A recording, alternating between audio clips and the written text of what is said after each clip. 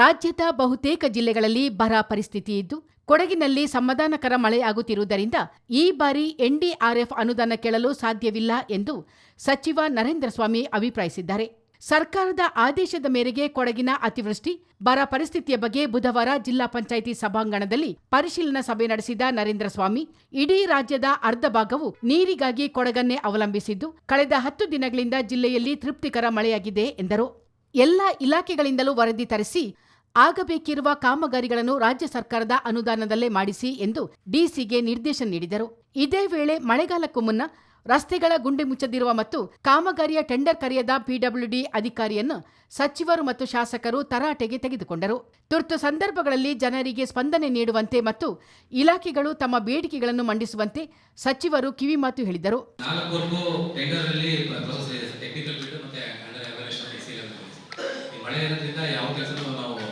ಪ್ರಗತಿಯಿಲ್ಲ sir. ಈಗ ಮಳೆ ನಿಂತ ಮೇಲೆ ಎಲ್ಲ ಪ್ರಗತಿ ಈಗ ಮಾಡ್ತಾರೆ. ಬೆಟ್ಟಿಗೆ ಸಾಕ್ಷಿ ಇದೆ ಸರ್. ಈಗ ವಿಲಾಸಪೇಟೆ ಬೆಂಗಳೂರಲ್ಲಿ ಆಗ್ತಾ ಇದೆ ಸರ್. ಅವ್ರದ್ದು ಕೂಡ ಈಗ ಟೆಂಡರ್ ವಿಚಾರವಾಗಿ ಶಾಸಕರು ಕೇಳುವಂತಹ ವಿಚಾರದಲ್ಲಿ ಅವರು ಮತ್ತೆ ಪಿಡಬ್ಲ್ಯೂ ಗೊತ್ತಿಲ್ಲ ಯಾಕೆ ಟೆಂಡರ್ ಮಾಡೋದಕ್ಕೆ ನಿಮಗೆ ಲ್ಯಾಬ್ ಕಮ್ಯುನಿಕೇಟ್ ಆಗ್ತಾರಲ್ಲ, ಗುಣಮಟ್ಟ ಗೊತ್ತಿರಲ್ಲ. ಆಮೇಲೆ ಸರ್ಕಾರದಲ್ಲಿ ಆ ರೋಗವನ್ನು ಕೂಡ ನಮ್ಮ ಗಮನಕ್ಕೆ ತರಲ್ಲ. ಇದಕ್ಕೂ ಮುನ್ನ ಜಿಲ್ಲಾಧಿಕಾರಿಗಳು ವಸ್ತುಸ್ಥಿತಿಯ ಮಾಹಿತಿ ನೀಡಿದರು. ಈ ವರ್ಷ 30% ಮಳೆಯ ಕೊರತೆ ಇದ್ದು, ಶಾಂತಳ್ಳಿ, ಹುದಿಕೇರಿ ಮತ್ತು ಕುಶಾಲನಗರಕ್ಕೆ ಹೆಚ್ಚಿನ ಮಳೆಯಾಗಿದೆ ಎಂದರು. ಸಂಭಾವ್ಯ ವಿಕೋಪ ಎದುರಿಸಲು ಜಿಲ್ಲಾಡಳಿತವು ಎಲ್ಲ ವ್ಯವಸ್ಥೆಗಳೊಂದಿಗೆ ಸನ್ನದ್ಧವಾಗಿದೆ ಎಂದರು.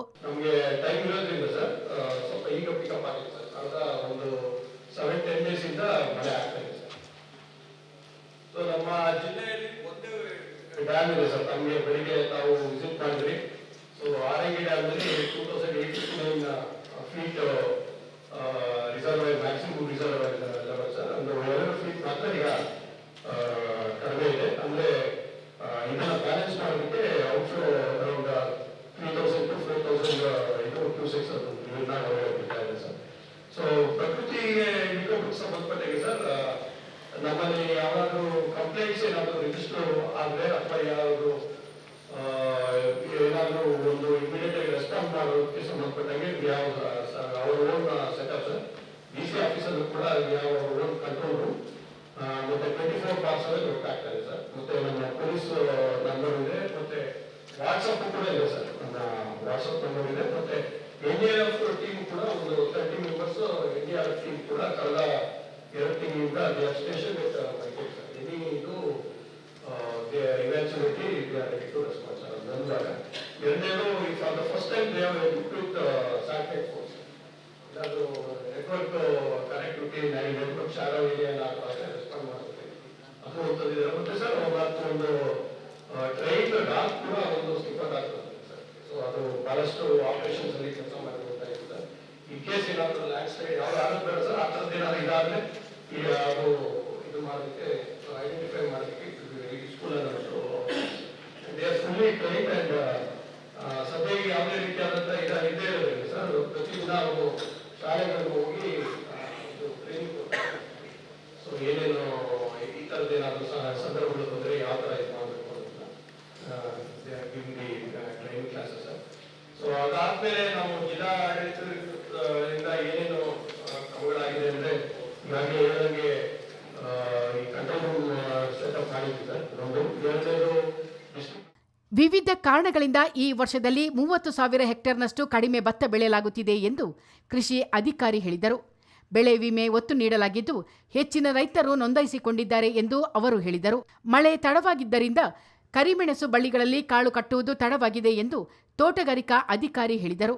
ಸಂಪಿಗೆ ಕಟ್ಟೆಯಲ್ಲಿ ಹದಗೆಟ್ಟಿರುವ ರಸ್ತೆಗೆ ಮುಂದಿನ ಸ್ವಾತಂತ್ರ್ಯೋತ್ಸವಕ್ಕೂ ಮುನ್ನ ಕಾಯಕಲ್ಪ ನೀಡುವಂತೆ ಶಾಸಕ ಡಾಕ್ಟರ್ ಮಂತರ್ಗೌಡ ಸೂಚನೆ ನೀಡಿದರು.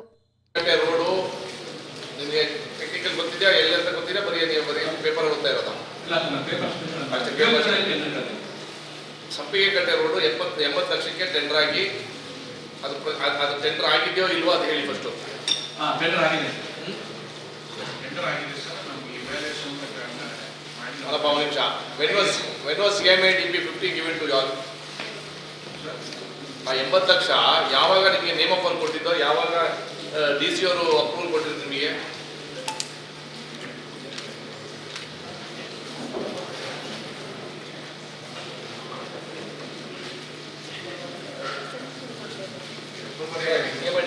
ಲಾಸ್ಟ್ ಟೈಮ್ 50 ಕೋಟಿ ಕೊಟ್ಟಲ್ಲ ಸರ್. ನಾನು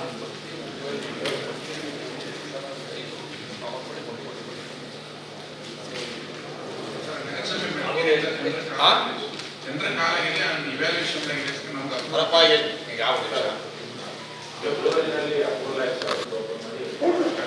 ಈಗ ವರ್ಕ್ ಮಾಡಿ ಕೊಡೋಕ್ಕಿಂತ ಸ್ಟಾರ್ಟ್ ಮಾಡಿ. ಈಗ ವರ್ಕ್ ಮಾಡಿ ಎಲ್ಲ ಕೂತಿರಲ್ಲ, ಈಗ ಎಷ್ಟು ಸಲ ವರ್ಕ್ ಮಾಡಿ ಕೊಡೋಕ್ಕೆ ಅವನಿಗೆ ಫೈನಾನ್ಷಿಯಲ್ ಆಯ್ತು. ಇನ್ನೊಂದು 10 ದಿವಸದಲ್ಲಿ ಕೊಡ್ತೀರಾ? ಕಾಂಕ್ರೀಟಿಂಗ್ ವರ್ಕ್ ಸ್ಟಾರ್ಟ್ ಮಾಡ್ಬೋದಾ? ಕಾಂಕ್ರೀಟಿಂಗ್ ವರ್ಕ್ ಸ್ಟಾರ್ಟ್ ಮಾಡ್ತೀರಾ? Today date is August 5th. 15ನೇ ತಾರೀಕು ಇಂಡಿಪೆಂಡೆನ್ಸ್ ಡೇಗೆ ಅವತ್ತೇ ಬುದ್ಧಿ ಹೇಳ್ತೀವಿ, ಸಾಯಂಕಾಲ ಮಾಡ್ತಾರೆ. ಆಯ್ತಾ? August 15ಗೆ ಕಾಂಕ್ರೀಟಿಂಗ್ ವರ್ಕ್ ಸ್ಟಾರ್ಟ್ ಆಗಬೇಕು. ಡಾಮರು ಬೇಕಿದ್ರೆ ಮಳೆ ಆದ್ಮೇಲೆ ಮಾಡಿ. ಸಭೆಯ ಬಳಿಕ ಸಚಿವರು ಮಾಧ್ಯಮದೊಂದಿಗೆ ಮಾತನಾಡಿ, ವಿವಿಧ ಇಲಾಖೆಗಳಿಂದ ವಸ್ತುಸ್ಥಿತಿ ಮತ್ತು ಅಗತ್ಯತೆಗಳ ಬಗ್ಗೆ ವರದಿ ತರಿಸಿಕೊಂಡು ಸರ್ಕಾರಕ್ಕೆ ಸಲ್ಲಿಸಲಾಗುವುದು ಎಂದರು. ಜಿಲ್ಲಾಡಳಿತದಿಂದ ಮತ್ತು ಈ ಪ್ರಕೃತಿ ವಿಕೋಪ ಆಗಿದೆಯೋ ಇಲ್ವೋ ಅಥವಾ ಬರ ಬಂದಾಗಿತ್ತೋ, ಇಲ್ಲಿ ಕೆಲವರು ರೈತರಿಗೆ ಏನು ಸಮಸ್ಯೆ ಆಗಿದೆ, ಅದಕ್ಕೆ ಸೀಮಿತವಾಗಿ ನಾನು ಜವಾಬ್ದಾರಿಯ ವರದಿಯನ್ನು ನೀಡಿದ್ದೇನೆ. ಸಭೆಯಲ್ಲಿ ವಿವಿಧ ಅಧಿಕಾರಿಗಳಲ್ಲದೆ ಮಡಿಕೇರಿ ಮೂಡ ಅಧ್ಯಕ್ಷ ರಾಜೇಶ್ ಯಲ್ಲಪ್ಪ, ಗ್ಯಾರಂಟಿ ಸಮಿತಿ ಕುಶಾಲನಗರ ತಾಲೂಕು ಅಧ್ಯಕ್ಷ ವಿಪಿ ಶಶಿಧರ್ ಉಪಸ್ಥಿತರಿದ್ದರು. ಚಿತ್ತಾರ ನ್ಯೂಸ್, ಮಡಿಕೇರಿ.